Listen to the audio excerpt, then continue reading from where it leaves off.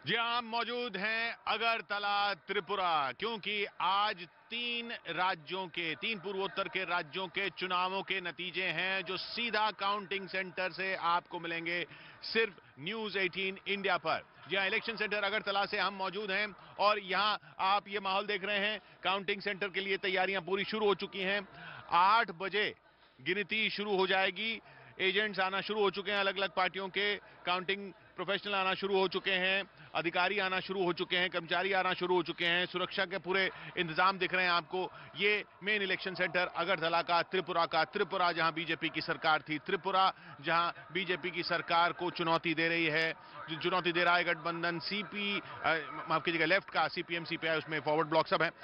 Left का गठबंधन कांग्रेस के साथ, लेफ्ट और कांग्रेस जिन दोनों के बीच लड़ाई होती थी, वो दोनों मिलकर अब बीजेपी को चुनौती दे रहे हैं। लेकिन एक्स फैक्टर है टिपरामोथा। जी हाँ, टिपरामोथा यहाँ के जनजातियों की पार्टी, जनजातियों का प्रतिनिधित्व करने की पार्टी जो है प्रद्युत किशोर देवबर्मन की। जी हाँ, जो कांग्रेस के पूर्व अध्यक्ष थे, यहाँ के महाराज हैं, उन्होंने अपनी पार्टी बनाई जनजातियों को अलग से प्रतिनिधित्व देने की।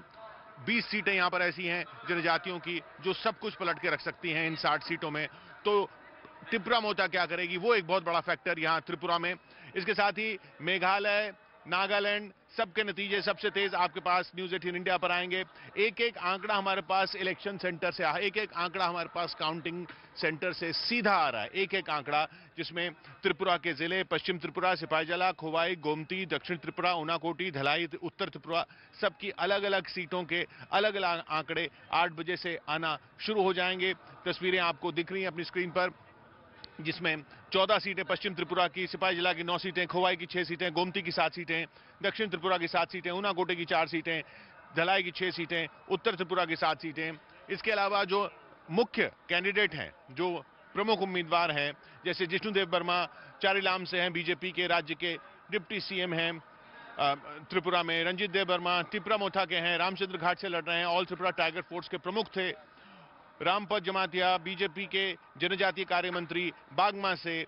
उधर नागालैंड में तेमजिनी प्रायलोंग बीजेपी के अलोंग टकी से, राज्य के बीजेपी अध्यक्ष जो हैं, एनडीपीपी के काइटोआई, वो सतागा से लड़ रहे हैं, सरकार में मंत्री हैं। एनडीपीपी और बीजेपी का गठबंधन है नागालैंड में। तो एक एक चेहरा नागालैंड का, एक एक चेहरा त्रिपुरा का, एक एक प्रमुख चेहरा मेघालय का। मेघालय में 59 सीटों के नतीजे आएंगे, क्योंकि एक पे मतदान नहीं हुआ, एक कैंडिडेट के नहीं रहने की वजह से। कॉनरेड सांगमा वहां पे एनपीपी के। मेघालय भी अपने आप में दिलचस्प है, क्योंकि बीजेपी सरकार में शामिल थी उधर, लेकिन अब अलग होकर चुनाव लड़ रही है। एनपीपी अपना अलग पूरे 60 सीटों पर चुनाव लड़ रही है। एनपीपी यानी कॉनरेड सांगमा की पार्टी, जो फिर से सत्ता में आने की कोशिश में है। मुकुल सांगमा जो कांग्रेस में थे पिछली बार, वो अब तृणमूल कांग्रेस में है। तो सब कुछ दिलचस्प है उधर मेघालय में हमारे साथ रीमा मौजूद है, शिलोंग से हमारे साथ शालिनी मौजूद हैं, दीमापुर नागालैंड से। मानव हमारे साथ त्रिपुरा से मौजूद हैं, आशिका हमारे साथ त्रिपुरा से मौजूद है। मानव, आप कहां पर हैं? किशोर, देखिए, मैं इस वक्त मौजूद हूँ त्रिपुरा की सबसे हॉट सीट पर, और मेरे पीछे आप देखेंगे तस्वीर दिखाई देगी। पोलिंग एजेंट्स यहाँ पर हैं और जो इलेक्शन कमीशन के अधिकारी वो यहाँ पहुँच चुके हैं। और इस काउंटिंग सेंटर पर, अगर आप मेरे पीछे तस्वीरें देख पाएंगे, तो इस काउंटिंग सेंटर पर कुल 14 विधानसभा सीटों की काउंटिंग होनी है।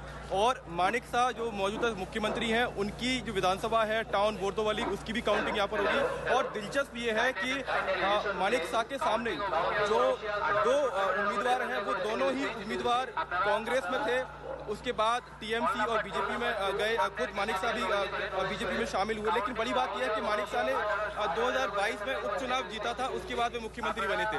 और जब उपचुनाव हुआ था तो पूरी जान बीजेपी ने उस उपचुनाव को जीतने के लिए लगा दी थी। लेकिन अब यहाँ पर टक्कर इसलिए ज्यादा दिलचस्प है क्योंकि टिपरामोथा भी यहाँ पर चुनाव लड़ रही है, और प्रद्युत लगातार दावा कर रहे हैं कि भारी चोट पहुंचाएंगे कांग्रेस को, बीजेपी को, क्योंकि कांग्रेस और सीपीएम और लेफ्ट का जो गठबंधन है, वो करीब एक ऐसा गठबंधन है जो, हालांकि ऐसे गठबंधन नहीं देखने को मिलते राजनीति में, क्योंकि यहाँ पर 25 साल लेफ्ट की सरकार रही है। और कहीं ना कहीं बीजेपी को, उसकी बीजेपी की जड़ें उखाड़ने के लिए, क्योंकि